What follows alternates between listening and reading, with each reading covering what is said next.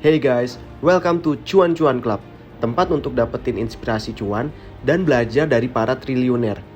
Gua doain, gak cuma sekedar mimpi jadi triliuner, tapi yang nonton video ini beneran akan jadi triliuner. Oke, di video ini gua mau ngebahas cuan besar-besaran yang didapat sama perusahaan-perusahaan produsen vaksin COVID-19. Di zaman pandemi ini, emang jadi masa sulit dan krisis bagi banyak orang di seluruh dunia. Di Indonesia sendiri, per video ini dibuat, udah ada 4 jutaan orang yang terkena dengan 150 ribu diantaranya meninggal. Gak cuma individu aja yang dirugiin, berbagai macam perusahaan dan industri pun juga dirugikan dengan adanya pandemi ini. Tapi kerugian ini sama sekali gak berlaku bagi beberapa perusahaan farma ini. Di balik penderitaan orang-orang biasa kayak kita, mereka justru mendapatkan keuntungan yang luar biasa besarnya. Dan mereka berhasil meraup profit hingga ratusan triliun rupiah. Beberapa perusahaan farma yang gue bahas adalah perusahaan yang emang juga distribusiin vaksin COVID mereka ke Indonesia. Pertama gue mau bahas Moderna. Perusahaan farma asal Amerika Serikat ini menargetkan penjualan vaksin COVID senilai 18,4 miliar US dollar atau senilai 260-an triliun rupiah.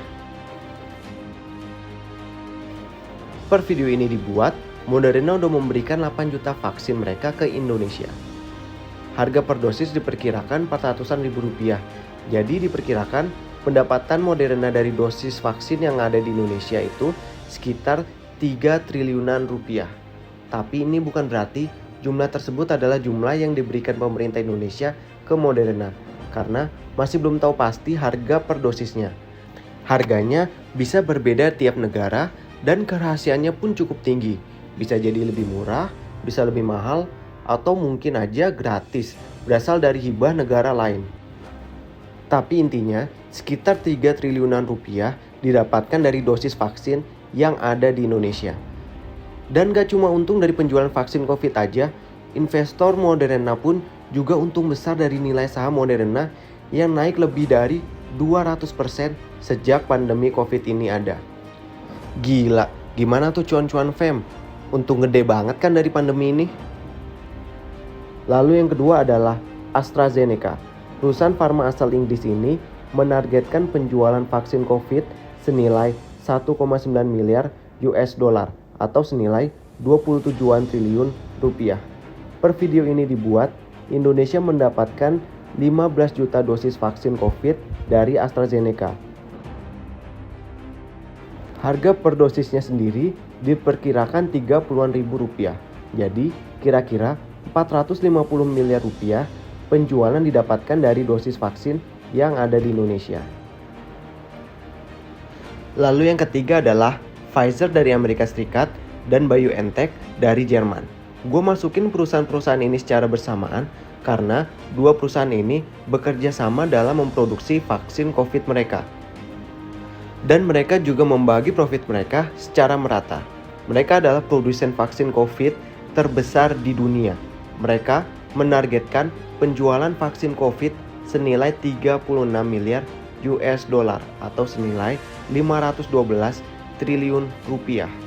Gila, bayangin sebanyak apa duit dengan nilai segitu.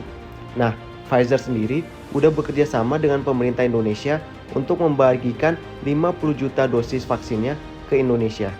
Harga per dosis diperkirakan 350-an ribu rupiah. Jadi, penjualan yang didapatkan Pfizer dan BioNTech dari dosis vaksin COVID yang ada di Indonesia adalah sekitar 17,5 triliun rupiah. Selain untung dari penjualan vaksin, BioNTech juga sukses meningkatkan harga saham mereka hingga lebih dari 300% dari harga saham mereka sebelum pandemi ini ada. Hal ini ngebuat pendiri perusahaan BioNTech menjadi seorang bilioner. Lalu yang keempat adalah Sinovac dari Cina. Vaksin COVID pertama yang diizinkan disuntikan pada warga Indonesia. Vaksin COVID dalam bentuk jadi yang dikirimkan ke Indonesia adalah 8 juta dosis. Harga per dosis yang dikirimkan diperkirakan sekitar 800-an ribu rupiah. Jadi penjualan di Indonesia diperkirakan sekitar 6,4 triliun rupiah. Tapi bukan cuma dalam bentuk jadi aja. Sinovac juga mengirim vaksin COVID ini dalam bentuk bahan baku dan bekerja sama dengan Bio Farma dalam pengerjaannya. Vaksin COVID dalam bentuk bahan baku ini ada 144 juta dosis. Harga per 2 dosis dari kerjasama ini diperkirakan 400-an atau 500-an ribu rupiah. Jadi penjualan dari kerjasama mereka diperkirakan senilai 31-an triliun rupiah.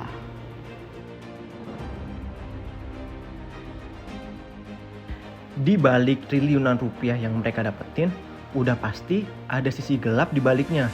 Pfizer, BioNTech, Moderna hampir eksklusif hanya menjual vaksin mereka ke negara-negara maju. Per November 2021, Pfizer dan BioNTech baru mendistribusikan 1% vaksin mereka ke negara-negara berpendapatan rendah. Moderna bahkan lebih buruk dalam hal ini. Mereka baru mendistribusikan 0,2% vaksin mereka ke negara berpendapatan rendah. Selain rendahnya distribusi ke negara berpendapatan rendah, mereka pun juga menolak membantu atau memberikan resep produksi vaksin yang mereka buat, sehingga hal ini tidak hanya merugikan negara-negara berpendapatan rendah, tapi juga seluruh dunia termasuk Indonesia. Nah, kenapa sih walaupun Indonesia yang udah dapat ratusan juta dosis vaksin juga dirugiin? Hal itu terjadi karena mutasi virus. Di tahun 2022 ini kita udah capek dengar berbagai nama varian. Dari mulai Delta, terus ada Omicron, ada Flurona, ada banyak banget. Contohnya aja nih, COVID varian Omicron. Varian ini pertama ditemukan di negara Afrika Selatan, di mana vaksinisasi di negara tersebut masih lambat. Ketimpangan distribusi vaksin hampir bisa dipastikan akan menciptakan varian-varian baru lainnya. Lama-lama ini virus berasa kayak HP, tiap tahun ada aja varian baru. Mutasi virus yang terjadi di suatu negara hanya akan menunggu waktu untuk segera tersebar di seluruh dunia. Jadi, semakin pelit perusahaan farmasi memberikan vaksin mereka ke negara berpenghasilan rendah, udah pasti semakin sering juga kita harus PPKM dan juga tes PCR ataupun antigen sebelum kita liburan. Menjadi suatu ironi ketika perusahaan vaksin yang seharusnya menjadi titik terang di balik krisis pandemik ini justru menjadi salah satu penyebab semakin larut dan lamanya pandemik ini ada. Nah, menurut cuan-cuan fam, gimana nih tentang keuntungan besar mereka di saat pandemi ini? Kasih tahu pendapat kalian tentang ini. Gua penasaran banget dengar pendapat kalian soal ini, karena di saat miliaran orang di dunia sedang mengalami krisis, raksasa-raksasa farmasi ini justru mengeruk profit setinggi-tingginya.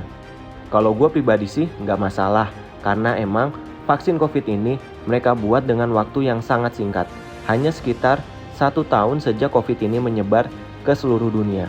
Itu ada pencapaian yang luar biasa dan layak untuk diapresiasi.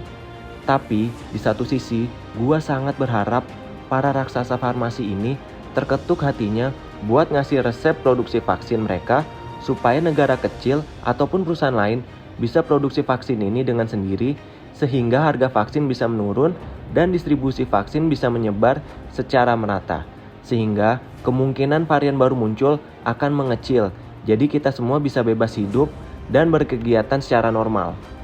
Jangan lupa kasih pendapat kalian atau kasih saran untuk topik video berikutnya. Like dan subscribe kalau suka, share juga video ini kalau menurut kalian emang bermanfaat. Makasih banyak udah nonton video ini, sehat selalu, dan gua doain kalian bisa jadi triliuner di masa depan.